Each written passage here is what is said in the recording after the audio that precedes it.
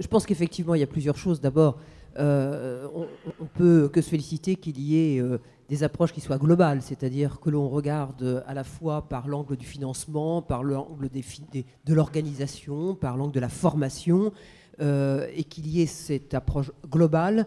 Personnellement, je m'en félicite. Qu'un certain nombre de points soient des points sur lesquels il est insisté, on ne peut aussi que s'en féliciter. Bon. Personnellement, je pense que maintenant, après les grandes lignes, après la charpente que constituent ces annonces, il faut leur donner un peu de corps, il faut leur donner de la consistance. En clair, il faut mettre de la chair sur la charpente, et ça manque un peu. Donc il va falloir préciser un certain nombre d'axes, un certain nombre de propositions et d'actions qui sont conduites, et notamment les plus concrètes, et donc on ne pourrait que s'en féliciter. Il va falloir dire comment, c'est-à-dire mais là je pense que Jean-Paul est beaucoup mieux averti que moi pour en parler, 1000 communautés c'est bien, pour effectivement exercer l'activité qui est la mienne dans des territoires qui sont des territoires extrêmement difficiles, la Haute-Marne, le Yonne, la Lozère, tous ces endroits qui sont des endroits d'ores et déjà désertifiés.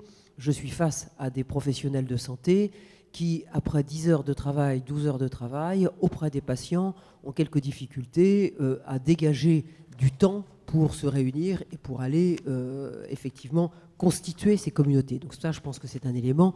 Quant aux assistants médicaux, là aussi, je pense qu'il faut un peu préciser ce que recouvre ce terme.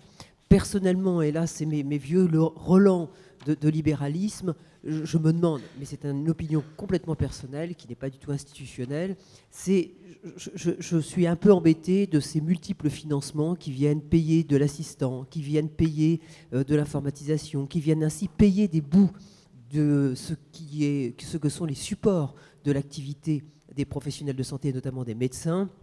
Et pour un libéral, je trouve que finalement, ce n'est peut-être pas la voie que je choisirais, mais ça, je le répète, c'est un point de vue quasiment politique.